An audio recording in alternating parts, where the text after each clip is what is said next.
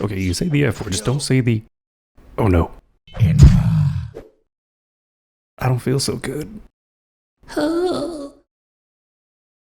Morrowind. It's one of my favorite games of all time. It's a janky masterpiece. It has it all. Schizophrenic NPCs, busted game mechanics, a deep lore, and this. Wait, what is this? Racial conflict. Yeah, that. And the native Dark Elves have a very special term they use for non-natives. You Inwa. And let me tell you, the Dunmer are very generous when it comes to using this word. I heard it so often I decided to count how many times I was called an Inwa in 1 hour, and it was a minimum of 6. That's 1 Inwa every 10 minutes. And then a funny idea popped in my head. I thought, could I beat Morrowind without being called an Inwa? So yeah, it's a challenge run to beat the game. And here are the rules. The first one is, well, don't get called the N-word. I can be called a Swit, a Fetcher, a mongrel dog of the Empire. But the moment I'm called an Inwa, whether it's in combat or dialogue, it's over. The very fabric of reality tears itself asunder, like in real life. But in other words, I just have to restart from a new game. I decided to also add a few more rules, because at first, I thought rule 1 was just a funny haha rule. I mean, there's no way it's actually very difficult, and would end up ending many of my runs. Alright, real quick, the other rules. Iron Man. Death is the equivalent of the N-word, so if I die, back to the beginning. No magic, no casting, and 0 intelligence. So no spells and no alchemy, no cast on use enchanted items. Constant effect and cast on strike is okay. I also can't use scrolls, and potions are okay. But I won't be attribute stacking, so no chucking down 20 balls of Sujamma to one-shot everything. That'd be too boring. And what does 0 intelligence mean? It's how I lived my life. But you'll see what it means in the run. And the other rules are pretty simple. Max difficulty, beat the main quest, no major exploits. And I'm only using 3 mods. Morrowind Graphics Extender, the patch for Purist, and the Morrowind Code Patch. And for Code Patch, I have hidden locks, hidden traps, and NPC AI casts 0 cost power enabled. This is just to make the game a little more challenging, because seeing an Orc cast Berserk, or a Dunmer cast 50 points of Sanctuary, is exciting to say the least. Alright, I yapped on enough. Time to start the run. And remember, no Inwa. When making your character, your race doesn't really matter. Even if you're a Dark Elf, you'll still be called an Inwa. The native Dark Elves can immediately tell you're an Outlander. They just instinctively know. So I went with being an Imperial, and I remade the realest Inwa I know. And there he is. Some of you might be thinking, isn't he supposed to look? No, that's not him. If you know who this is, you know. And so the class doesn't really matter. But what is important is the name. Has to be NWA, because I'm an Inwa with attitude. And for birth sign, I just picked Warrior. Interesting. Here are my stats and skills. Now it's time to rob the place.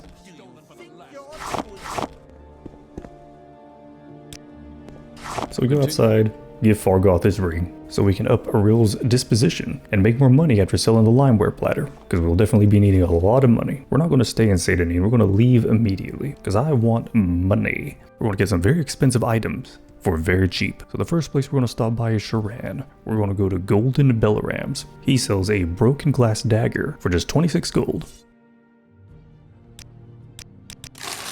After buying the glass dagger, we then make like Molag Bal and go into Vivek. And the first place we're stopping by is the Telvanni Canton. We have to meet the... excuse me.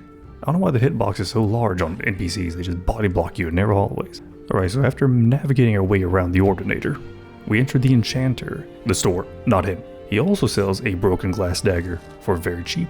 The next place in Vivek we stop by is the St. Deline Plaza. We're stopping by the store with the invisible man hanging out front. We're going to talk to him. We're going to say we're going to help him, but we're not going to. We're then going to head into the store, talk to his dad. He'll give us a free 75 gold for telling him about his son, and then buy the 3rd broken glass dagger from him.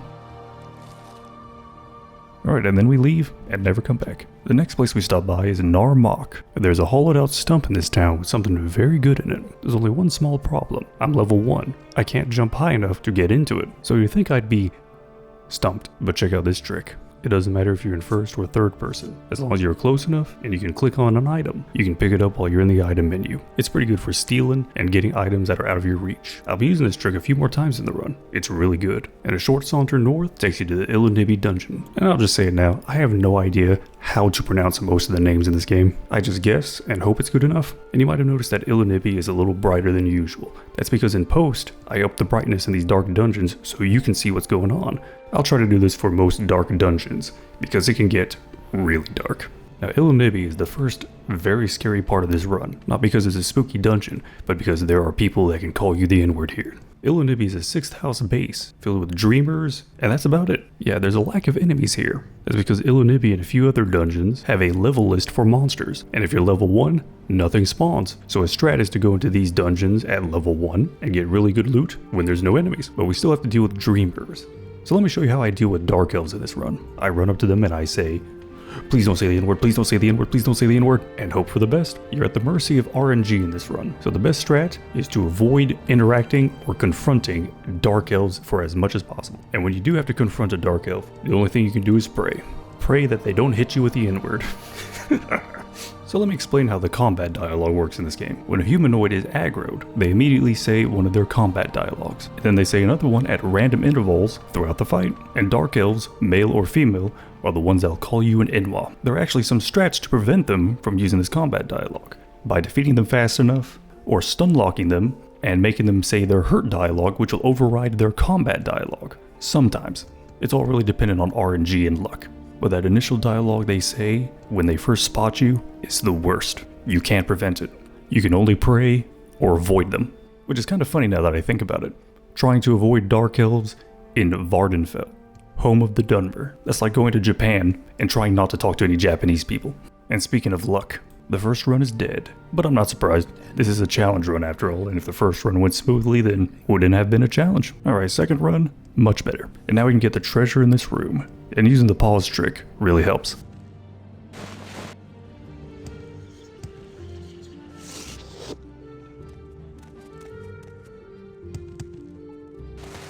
So the glass boots, the amulet, and the bell hammer is what you want to get. And the real treasure is on the other side of the room. The Fists of Randagulf, the best heavy armor gauntlets in the game. And the right gauntlet increases your strength by 20 points, and the left, your agility by 20 points. It's really good. So after fisting Gandalf, we now just need to leave and hope I don't get cold in Inwall on the way out. Ow. Ow. Stop. Sticks and stones may break my bones, but the N-word will end my existence. So Ilunibi was just the first part. Now we have to deal with the second. And the second part is even worse. And it's the Dark Brotherhood. It's best to deal with them in the beginning, because you can use the money from them, and also they'll hit you with the N-word when you're sleeping. And you don't want that to happen when you're deep into a run. Alright, so run 2 is dead. Hopefully run 3 will go better. Oh no. Alright, run 4. I also went with the Steed instead of Warrior, that's why I'm running a little bit faster. And also while I was in Vivek, I stopped by Danso Indolas while I was at the temple. I love this woman. She's the only vendor I know that sells infinitely restocking levitation potions. Whenever I play a warrior character that doesn't use magic, I always go to her when I need to levitate. She has never let me down.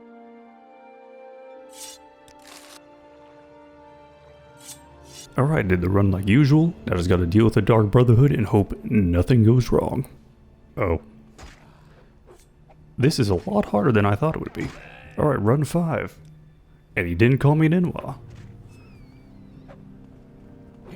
Oh. Alright, I'm trying a new strat, where I deal with the Brotherhood first. The Glass Dagger in the Hollow Stump is actually pretty powerful. It has an enchantment on it to damage health 3 to 6 points for 5 seconds. I'm going to use this dagger to shank the Brotherhood assassin.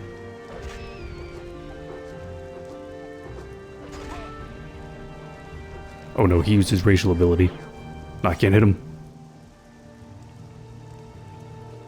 I'm the one who wants to live. Are you kidding me? I'm actually getting this time. Are you kidding me? With his dying breath. Alright, this isn't working. I won't waste your time and show you any more failed runs. I've gotten the point across that this is pretty difficult. So I'll just keep recording and grinding until I get a good run, and then show it to you. I mean, it shouldn't take that long to get a decent run, right? Alright, this is run number, I don't know, I've lost count. All I know is it's been 3 weeks, and I've deleted a few terabytes of gameplay footage to make room on my SSD. And for this run I'm showing you right now, I went back to the warrior birth sign, and I'm just hoping for the best. I tried a few different strats and routes, but I decided to stick with the first one, and everything was going smoothly. But something different happened when I was deep in Ilunibi. I decided to hammer the 2 naked, oily dark elves. I decided to rest to restore my stamina, and then the Dark Brotherhood attacked. He then used his racial ability to give him 50 points of Sanctuary, which just buffs his evasion chance by like 50 points. It's pretty annoying because it lasts for about 60 seconds, but I had a strat. I just had to run away, wait an hour, and run back in and hammer him. Yeah, I really like the bell hammer. I just like taking big hammer and bonking things. The problem is though, is that even though it does good damage, it weighs 75 pounds. I'm going to assume it's pounds because I highly doubt it's 75 kilos. Actually, I don't even know what the unit of measurement is in Morrowind. For weight, it could be 75 Todd Howards. And I am unbelievably happy. The assassin, gone. Illinibi, looted. And I am moisturized. The first 2 big hurdles of the run that kills about 70% of my runs, finally done with it. Of course, all that was just the first part, the first 30 minutes of the game. And let me tell you, there's some parts further in the game that are far more difficult and far more frustrating. But right now, I'm feeling lucky. This might be the run. So we talk to Apelles Matthews, and we tell him about the Dark Brotherhood. We're being attacked. And he says, okay, go to Mournhold. And then we'll talk to Ronnie. She'll then transport us to Mournhold. We talk to a guard, tell him about the Dark Brotherhood, and then it's done. The Dark Brotherhood stops attacking us. A good thing too, because the only thing they're more liberal with than their ebony darts is the N-word. We're not going to stay in Mournhold. We're going to leave and finally go to Balmora, and then meet this crack-smoking, shirtless guy, known as Caius. We give him his package, join the Blades, get our first orders, and then we say goodbyes to Caius. Then we head to the guard tower, get the guard's attention so he looks away, and then we steal the Sword of White Woe. It's worth 17,000 gold. Whoa. I then head over to Alcaria, and right from under her nose, steal a full set of master-level alchemy apparatuses. I'll take the Grand Master Mortar because the guard is right there and he always catches me. And I stop by Revere and oh no, he had a heart attack. Oh well, might as well put his demon weapons, that are very expensive by the way, to good use. Then join the Fighters Guild and get our hands on repair hammers for the best price, free. Then we join the Mages Guild, teleport to Caldera, steal another full set of Master's Alchemy equipment, and then finally repair all our stuff so we can sell it for a pretty penny, or a pretty septum. Head on over to Gorok Manor, steal the Orc armor, and the Orc doesn't care. He doesn't snitch, and he doesn't do anything about it.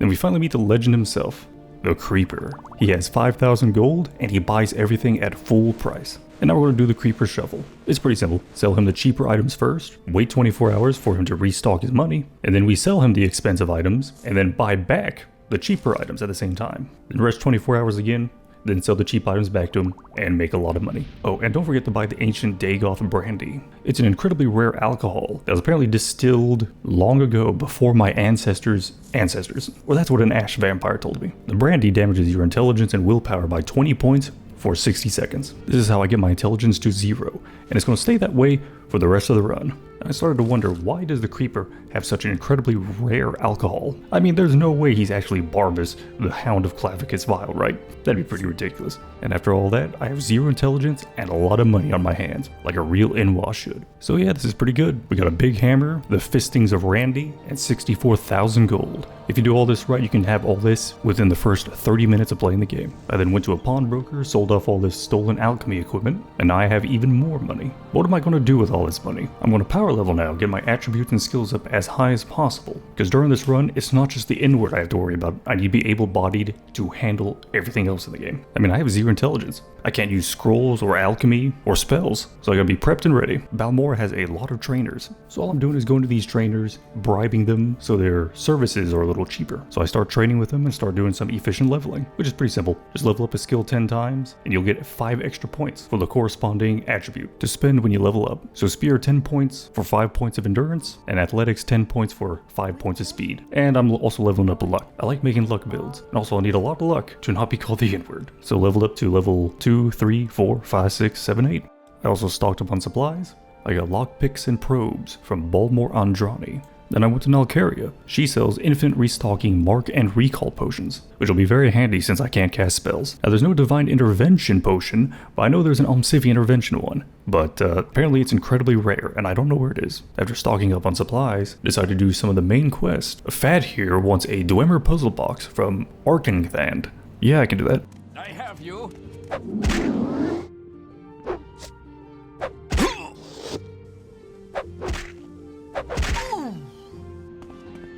Die, scoundrel. I will enjoy this.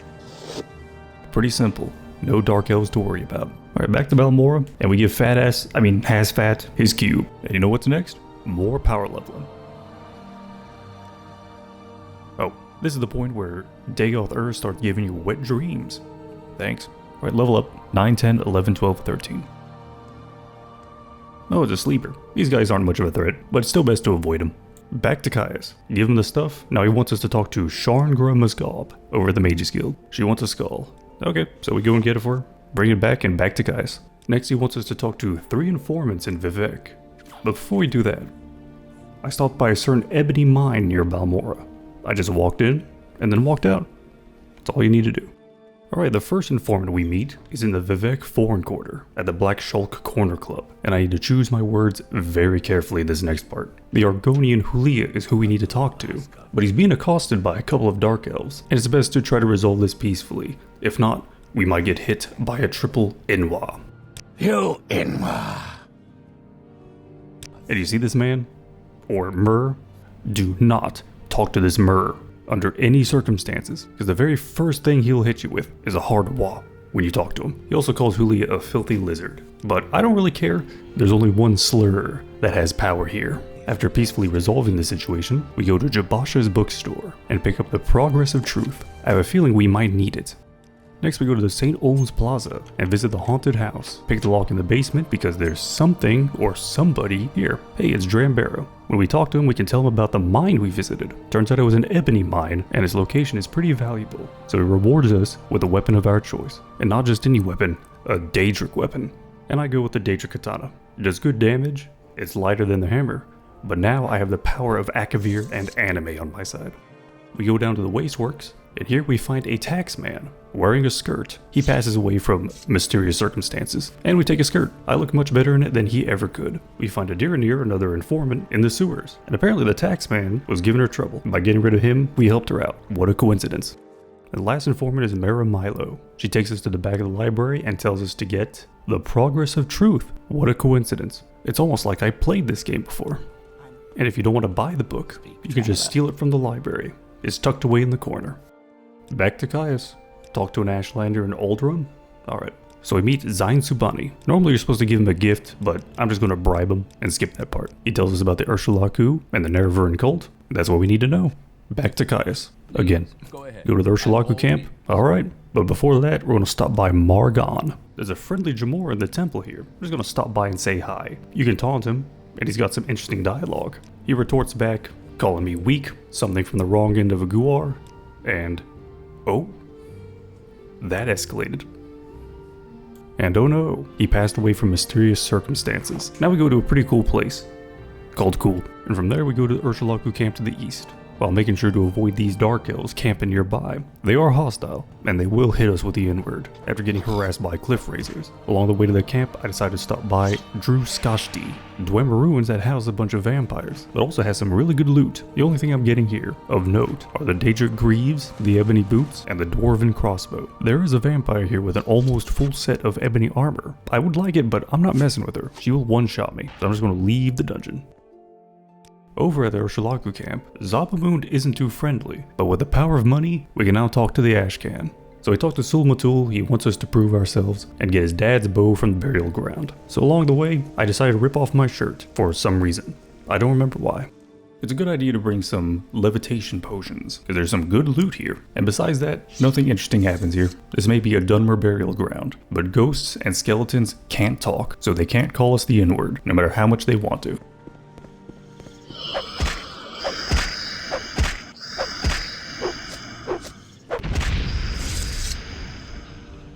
I didn't know the ghost could use the bow enchantment.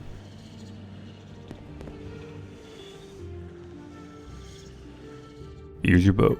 Now we can talk to the wise woman. The wise woman Nabani gives us lore and exposition. Now back to Balmora, but I stopped by the big beautiful golden goddess in Alcaria first to get some restore agility potions.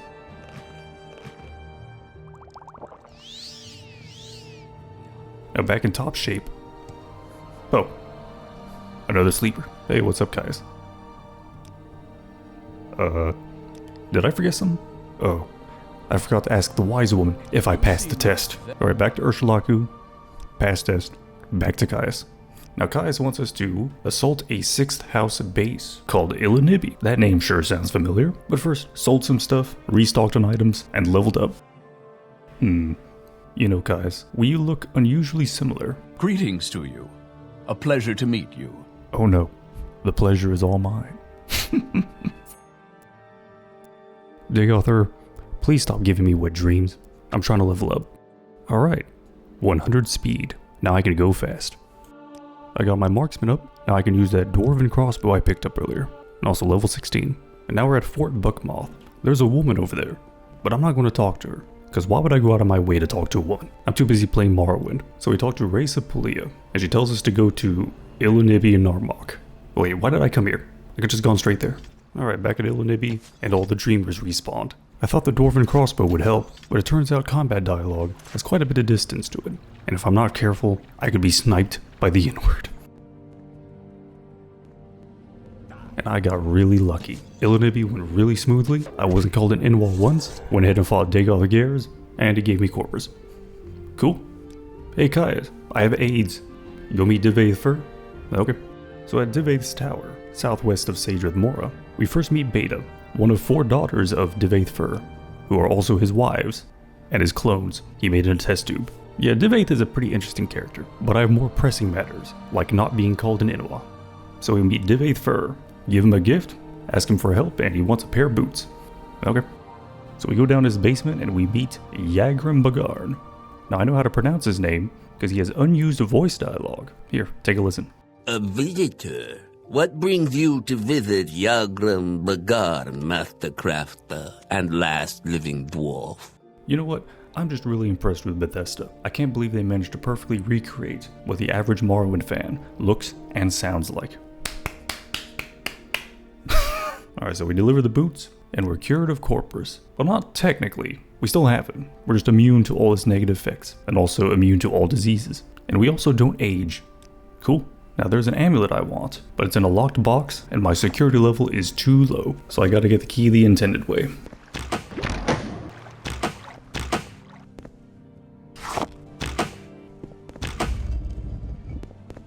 So Divaith Fur has a woman locked in his basement. He's literally me. Alright, got the Daedric Sanctuary Amulet. Alright, let's put it on.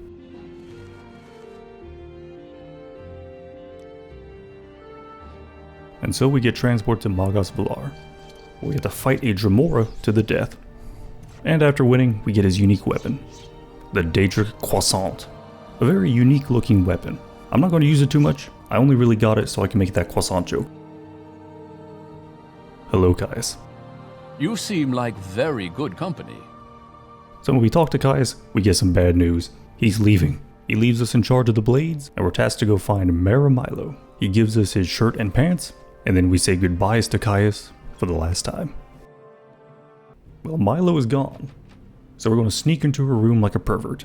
And we find out she's been taken by the Ordinators. We can find her in the big meteor in the sky. And the meteor is pretty interesting. I haven't brushed up on the lore in a while, so I might be wrong. The meteor was going to crash into Vardenfell, but Vivek froze it in time. He didn't stop it. It still has all its momentum, but he keeps it floating there as a threat to people. Worship me or perish. Yeah, he's not a very nice guy.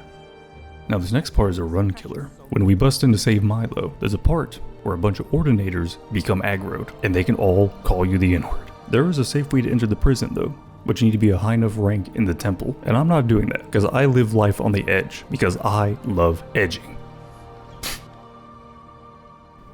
Alright, so we enter the prison from the back. We immediately turn right, and go up to the second floor.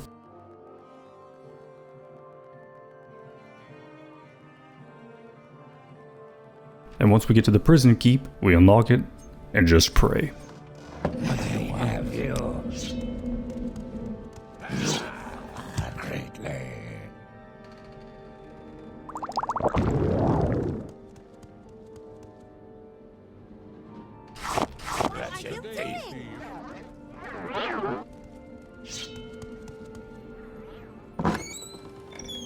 I got really lucky.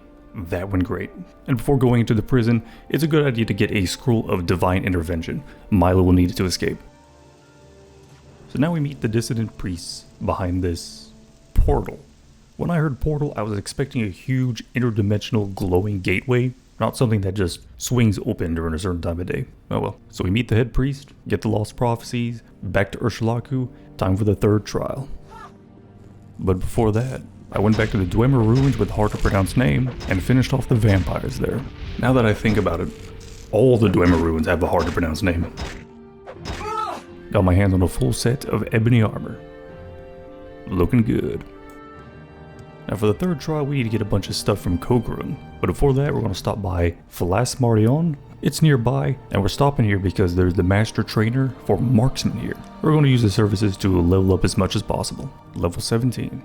And at Kogrun, the only scary thing here are the dreamers that are outside. And look at this, I one-shot them from so far away, and they still say their combat dialogue. I got really scared of this part, but after taking care of the dreamers, it's smooth sailing from here. But the place we want to enter is the Dome of Pollux Eve. It has two of the items we want here, Corpus Weepings and a Dagoth Cup. Then I make my way down to the final item, get the Shadow Shield, and I also get the Daedric Gauntlets. Back to Sul Matul. He says we need to go to the Cavern of the Incarnate. Okay, we go there, enter the cave, pick up Moon and Star, and... oh my god. Azura just jump scares me with the N-word, but luckily, I'm not worried about the one with the hard R. After the third trial, it's now time for the fourth and the fifth, becoming Hortator of the Three Great Houses and Nerevarin of the Ashlander tribes. We start with becoming the Urshulaku Nerevarin. We just ask Sul Matul, and he says, sure, you can be Nerevarin. The fourth and fifth trial can be done in any order, but I'm doing Rador and Hortator first, because there's a very scary part. We need to talk to the Redoran counselors and get their vote to become Hortator. First one we talk to is Athan Serethi. He wants us to save his son first though. And this is the scary part. His son Varver is in Venom Manor, and we have to bust him out. The problem is though is when we break him out, we have to run past 4 Dunmer guards, and they will always aggro. Normally though with my 100 speed, I can run past them fast enough before they can even think of saying the N-word. But I have to escort Varver out, and he is far slower than me. So there's two options for dealing with this quest. We could join House Radorn, rank up high enough to skip this part, I'm not doing that, or we could bust him out, run, and pray.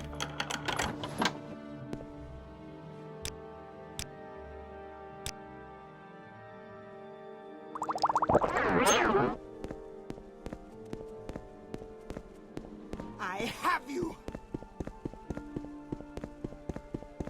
Where are you going?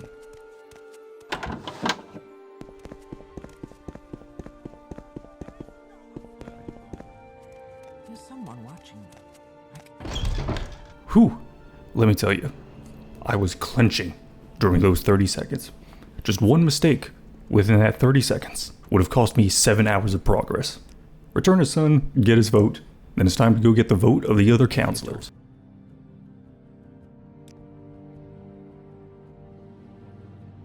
The only one that gives us trouble is Bolvin Venom. We have to duel him to become Hortator. And I was a little worried. He seemed like the kind of guy who really likes to use the N-word. But the fight went smoothly, and I got his Daedric Daikatana, and become even more of a weeb. Why yes, I read Lone Wolf and Cub, Takamitsu Samurai, Shigurui, and Vagabond. How could you tell? Back to Serethi. Then we become the Redoran Hortator. And the next is Hlalu. And the first Hlalu counselor we meet is the incredibly based man known as Crassius Curio. He wrote The Lusty Argonian Maid, and if we want his vote, we have to give him a kiss. Okay. Mwah. No homo. Then we meet Drambarrow again, get his vote, then we find Yingling Half-Troll. He passes away from mysterious circumstances, but that's okay. Nobody liked him anyway. Next is Orvis Dren. We just get his disposition high enough and tell him we're going to protect Morrowind from the Empire. Get his vote, then the 2 other Hlalu counselors, back to Curio, and then we're Hlalu Hortator. Next is Telvanni. Talk to Arion and he gives us his vote. Yeah, the Telvanni don't really care, they're pretty easy to convince.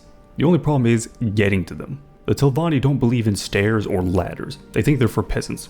So it's a good idea to stock up on levitation potions. We then talk to Drotha. She hates men, so we have to get her disposition up, and then we throw ourselves at her feet and go, "Mommy, please, let me be Telvanni Hortator." And it actually works. She also gives us a scroll of Summon Golden Saint, which is pretty nice, but I have 0 intelligence and I can't read. But it's the thought that counts. Next is Neloth. Get his vote, and we won't be seeing him again. Especially not in another Elder Scrolls game, set hundreds of years in the future in an expansion pack. That'd be crazy. At this point, I ran out of levitation potions. But that's alright. I'll just go restock at Uh-oh, I forgot, you can't talk to her during this part of the main quest. Can't talk to her until I become Hortator and Nervarin, but I need her help to become Hortator. Well, I could just scour the apothecaries and pray that they have a Rising Force potion. Hey, you got a Rising Force potion? Ooh, I'll take the Telvanni Bug Musk. Do you have a Rising Force potion? No. Thank goodness for the Mages Guild. Off to Thorana and we get her vote. Why is that Khajiit naked? And last we meet Gothrin. He won't vote for us, so he has to pass away due to mysterious circumstances. And that makes me right and him wrong, because I'm alive and he's dead. And that's the Telvanni way. Because if he wasn't wrong, he wouldn't be dead. Yeah, the Telvanni are wild. And now I'm the Telvanni Hortator. That's the 4th trial done. Now time to become Nervarin. But first I went to Adibail Hainabibi. He's in a hut near Molagmar and he's the master trainer for athletics. And now I run really fast. I level up, or try to. Okay, level up. And then... The 6th house is risen, and Lord Dagoth is its glory. The Dark Elf voice in Morrowind is as raspy as mine. You know, I read an interesting theory about why the voice of the Dark Elves is so raspy in Morrowind compared to Oblivion or Skyrim. I think it said the Blightstorms and the Red Mountain Ash was shredding up their vocal cords after inhaling it. That's why their voices are so raspy. I think there's actually a term for when you inhale fine ash and it shreds up your insides. I think it was pneumono-ultramicroscopic silicovolcanoconiosis. Yeah, try saying that 3 times fast. Naimi Senindia. She's in the Vivek Arena. She's the master trainer for acrobatics. And now I can't fly, but I jump good. Level 28. Now when going to the Ashlander tribes, you gotta be careful to avoid the hostile Dark Elves that are camping at random spots in the wild. Made it this far, don't want to jump over a hill and then just get hit by the N-word. Now the Arab Nimson, Nervarin. We help the peaceful members of the tribe by murdering the more violent ones. In the name of peace. Loot their stuff, give it to the wimpy Dark Elf and tell him about the Sigma Mill grind set, and now he has the confidence to be Ashcan, and names us Arabinimson Nervarin. Trying to pronounce some of this stuff is hard. Ahemasu Nervarin. Want me to clear out a safe place for your tribe? Okay.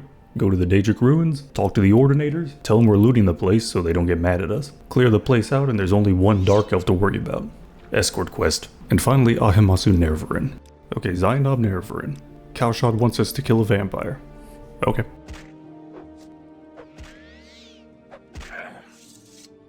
After dealing with the vampire, Cowshot has one more task he wants us to do. Now the only thing preventing me from defeating Dagoth and saving Morrowind or saving the world is just him naming me Nervarin. And what is this important task he wants me to do? He wants me to find him a big booty Telvanni wife. Honestly, I can't blame him. I'd probably ask for the same thing. And I'm not joking, he actually says it. I wish to receive a high-born Telvanni bride, a pretty one, plump, with big hips to bring me many sons. You understand, Outlander? I want a woman with an ass like a guar. When she sits on my face, it'll be like Bardow crashing into Vardenfell. And let me tell you, Red Mountain isn't the only thing that's going to erupt. So please, Mothercera, help an Ash brother out. Please! Okay, I get it. I'll get you your big booty Telvanni GF. We go to the wise woman first, and she says no highborn Telvanni would wed an Ashlander. And she's right. So you think she'd tell us to go find a nice girl who likes cow shop, and just have her pretend to be a Telvanni? But no. She tells us to go get a slave. Okay, so we go to Teleron and ask Seville Amayo for a big booty slave. Seville asks us to get a few items to make the slave look a little bit more aristocratic. Exquisite clothing and Telvanni bug musk. Give it to Falura, and she's looking good.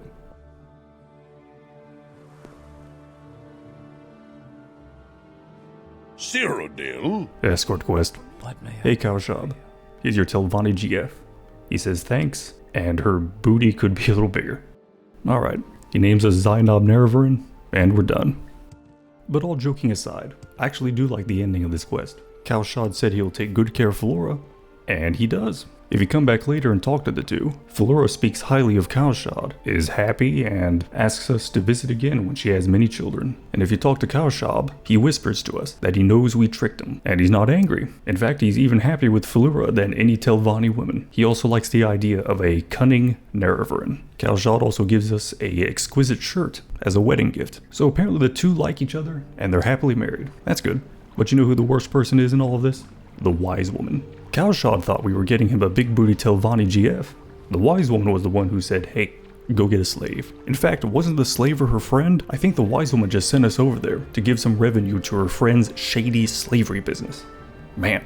Anyways, back to the main quest. After becoming Hortator and Nereferin, we have to talk to Tholor Saryuni, break into the High Fane through the back door, and he tells us to meet Vivek. We meet the warrior poet pervert. He tells us the plan to defeat Dagoth and gives us Wraithguard. And now we're at the final stretch. We got past all the hard parts, but that doesn't mean we should get complacent. Remember, the N-word lurks around every corner. Now before assaulting the 6th house base, I sell some stuff, restock on supplies, and I break into Hlalo Manor. Oh my god, a dead body. Here, carry my stuff. Now before assaulting the 6th house base, we go to the Ghost Gate Tower of Dusk, because I have a feeling something's here. Oh, there's an interesting man here named Wolf, and I can't quite put my finger on it, but there's something very familiar about him. We talk to Wolf, and he asks us to take his lucky old coin. Okay. When we take the coin, we get a power. The Luck of the Emperor. When we cast it, it boosts our luck by 20 points for 120 seconds. Pretty cool, but I can't cast spells. And then we leave. I'm sure Wolf was just a talkative old soldier. I mean, there's no way you could possibly be the physical incarnation of Talos, the avatar of Tiber Septim. That'd be pretty crazy. Now it's the beginning of the end. We enter Odrasol, find Dagoth Ojos inside, and he dies of mysterious circumstances. We then pick up Keening, then go to Viminal. We find Dagoth Vimin inside, and he also dies of mysterious circumstances. Pick up my favorite weapon Sunder from his corpse, and now it's off to Dagoth. Hello, Dagoth. Welcome, Moon and Star, to this place where destiny is made.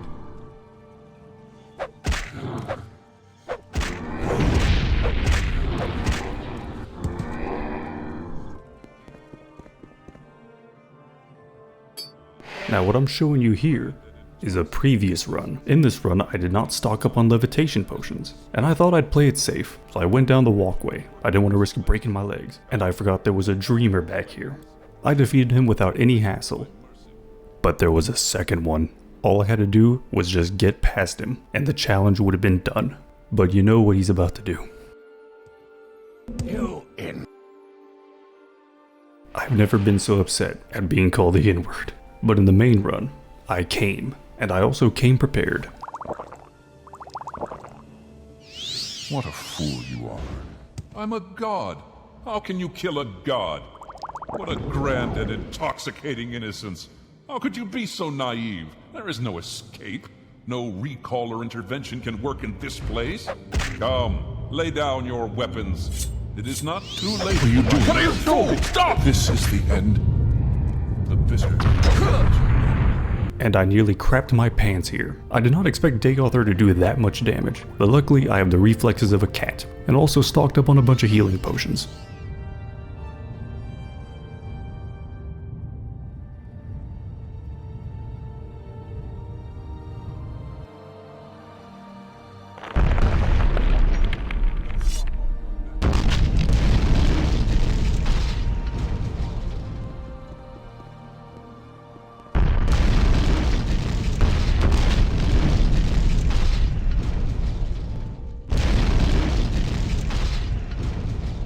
And after having way too close of a call, we finally leave and meet Azura. Hey Azura. Bye Azura. And so it's done. And it is possible. Morrowind can be beaten without being called the N-word. And me, I feel good. You know why? Because I defeated the true final boss. Racism.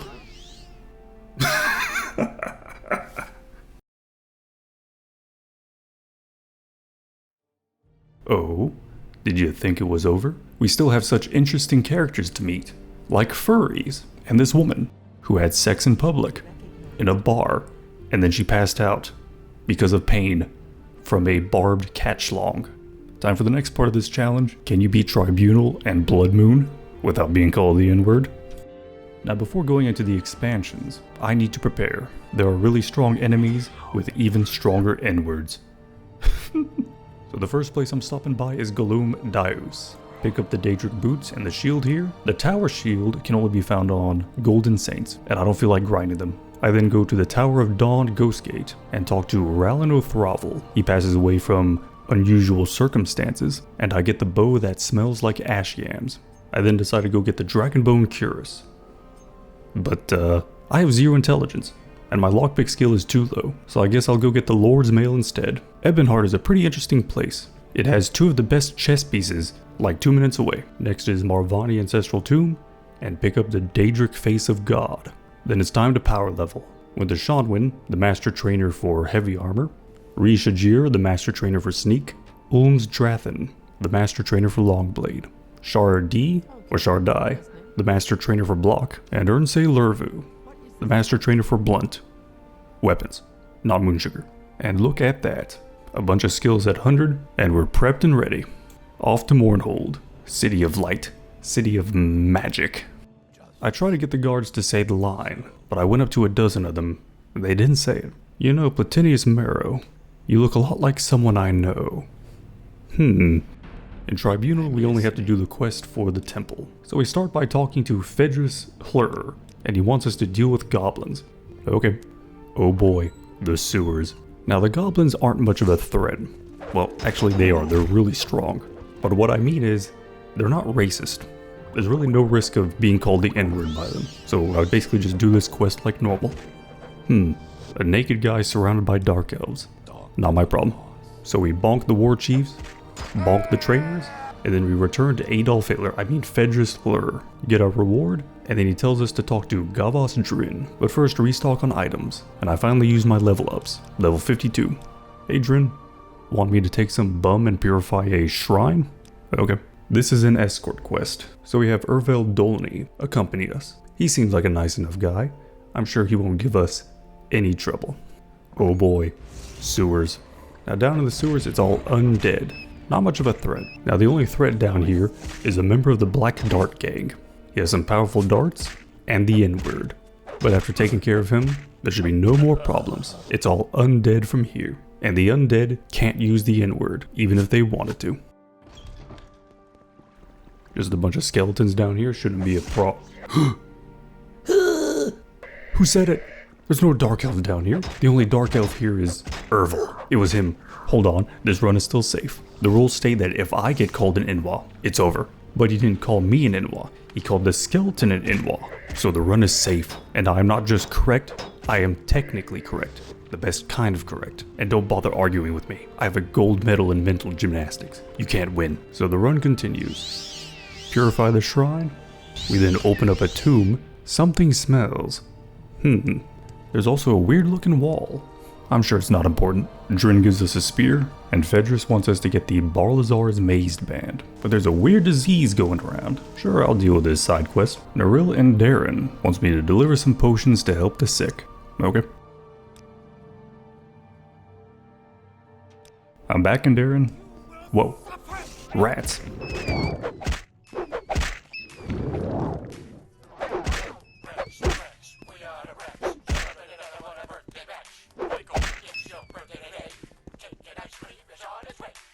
After taking care of the rats, deliver another potion. Okay. Now it's time to go to the basement.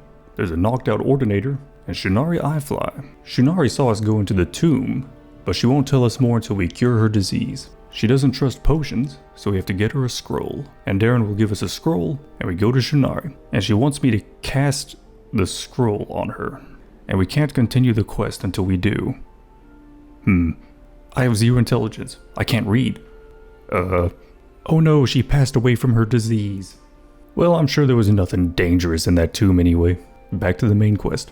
We get the band, and we finally get to meet Almalexia.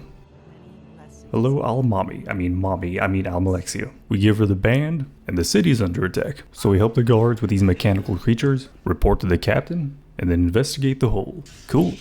Not my problem. Wait, but there is something I want here. I pick up some dwarven C4 explosives. Back to Almalexia. Ooh, a suicide cult. Talk to Marilyn Othan for more information. Then we go to Enno Romario, who tells us more about the cult. We take the information back to Almalexia, and now she wants to bring an ash storm to Mournhold.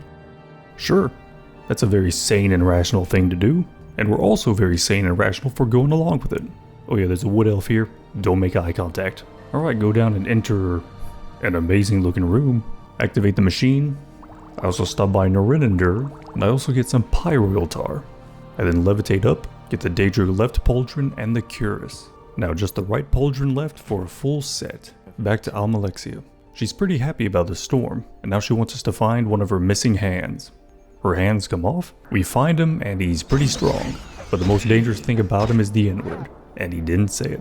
Almalexia is happy we dealt with the problem. Now we have to rebuild True Flame. I also changed outfits because I love these pointy pauldrons. Yogak can rebuild True Flame, but we need to find the other 2 pieces first. Karod has 1 piece, but he won't talk to us until we do some stuff for Helseth. The only quest to worry about is when you're dealing with the assassins. But luckily there's only 1 Dark Elf. The other 2 are Imperials, so there's very little risk of the N-word. Now I have to duel Karod. Win, get the Dagger of Simicus, and now Karod will finally talk to us. Get the 2nd piece, and now it's off to get the 3rd. Talk to Tarasa Aram, and she won't give us the 3rd piece until we donate 2 items. So in exchange for the 3rd piece, I give her the Dagger of Simicus and the Lord's Mail. And the only way to get the item back is to steal it. And there are ordinators everywhere, so it's a little difficult. Okay, bye. We got True Flame, but we need to find someone to enchant it.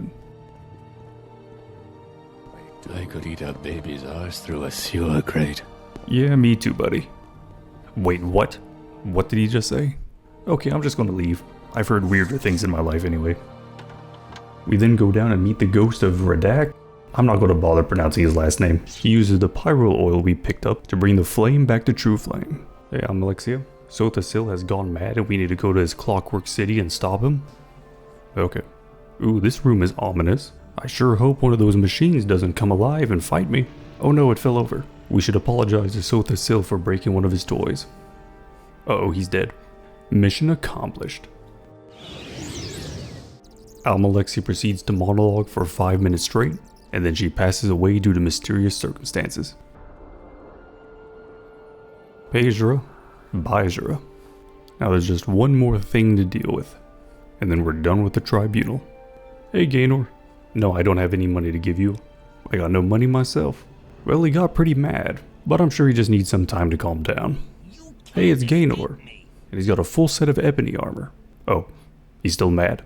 Now normally he's really hard to hit, since he has 770 luck, but Sunder is really OP, so we just bonk him to death. And with that, we're done with the tribunal. We managed to beat it without being called the N-word.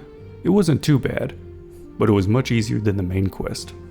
Now it's time for Blood Moon. Now I'll be going through Blood Moon pretty quickly. While Solstheim is a very dangerous place, there's one small problem.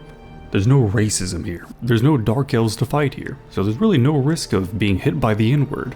But that doesn't mean Blood Moon is easy, so let's start. So we talked to Captain Carius, and apparently his men have been on edge. Their morale is low and he wants us to find out why. And the guards won't talk to us until we give them some booze. So to find some booze, we break into Priest Antonius's office. He has a lot of alcohol locked away. How unusual. The soldiers can smell the booze on us like a dog. Give him the booze and he tells us this place has become a dry fort. We report to Carius and he says he's never banned alcohol. So we confront Antonius, and he's been stealing alcohol, hoping the soldiers would revolt so he could leave Solstheim. Report back to Carius and now we have to deal with a bunch of smugglers. They can't be that bad to deal with. Oh my god, easy. When we return to the fort, apparently it's been attacked by wolf creatures. The captain was taken away, and we gotta ask the skull for information. We're also gonna give them a skull that was stolen from one of their burial grounds. I don't think they'd be too happy about that. We then go and talk to Tharstan Heartfang. He then tells us to talk to Windeye to restore the power of the skull. And Windeye tells us to go do 6 rituals. Okay, so I go and fondle the greedy man's sack, get the waters of life, enter the cave of hidden music, and do the brat puzzle.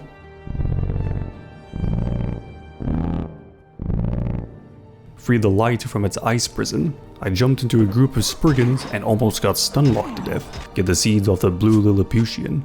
Plant the tree and help the good beast.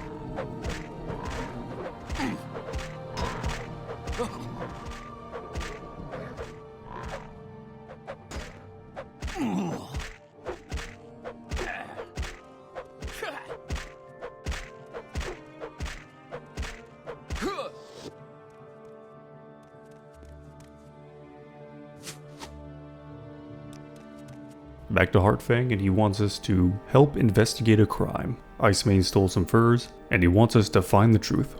Okay, look under a pillow, find a love letter, take it to Rigmore, and apparently he planted the furs so he could get Icemane's wife. Alright, take him to Heartfang and I'll have him eaten by wolves. Apparently the skull has a culture and spiritualism about wolves and all that. I don't really care. I just want front row seats to a man getting mauled by wolves. You should have picked an easier opponent.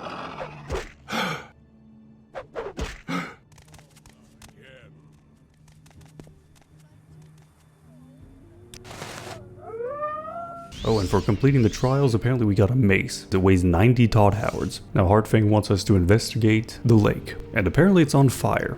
That's not normal. We go to the bottom of the lake and find Draugr Lord Aislip. He's friendly. Apparently he turned himself into a Draugr to protect Solstheim from a bunch of Daedra, and I guess I'll help him defeat the Daedra. And here his text box popped up over my journal, and I thought he crashed my game.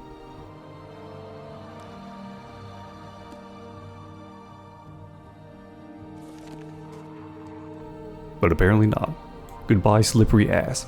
And thanks for your ring. We go back to the skull, and there's a werewolf attack. After clearing out the werewolves, Heartfang is gone, and I've been infected. Aren't I immune to all diseases? Well, anyways, now we have two choices. We can stay a human, or become a Hound of Hircine. Now, as much fun as it would be for the beast to come inside, for me to come inside the beast, for the beast inside me to come out. You know, I don't even know where I'm going with this bit anymore. Not a werewolf.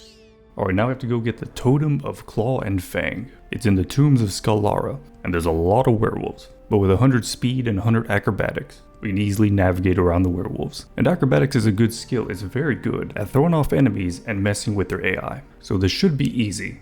And it's locked.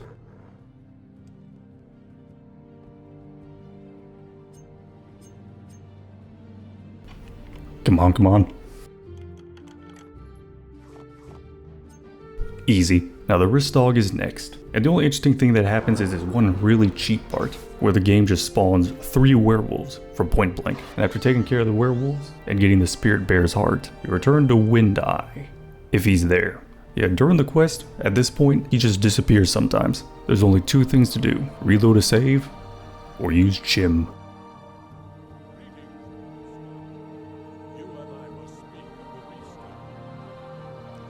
Next is to investigate and clear out Karstog.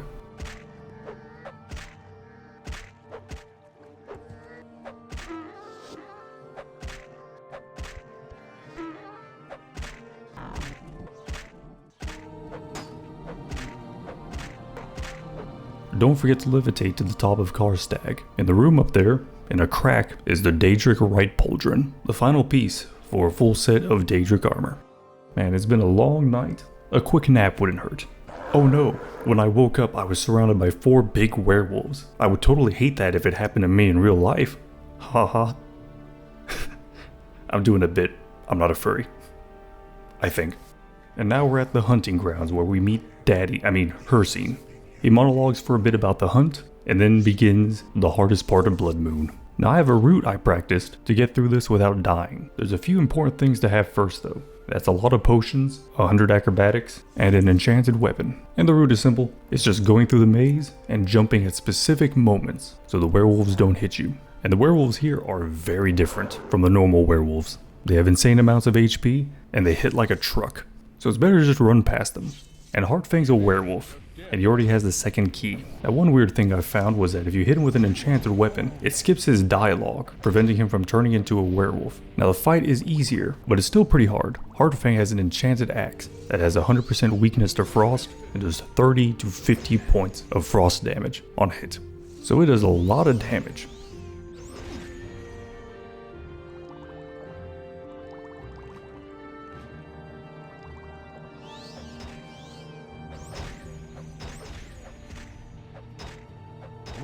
And after taking care of him and getting the key, all I can say for this next part is to just keep jumping. It gets pretty crazy.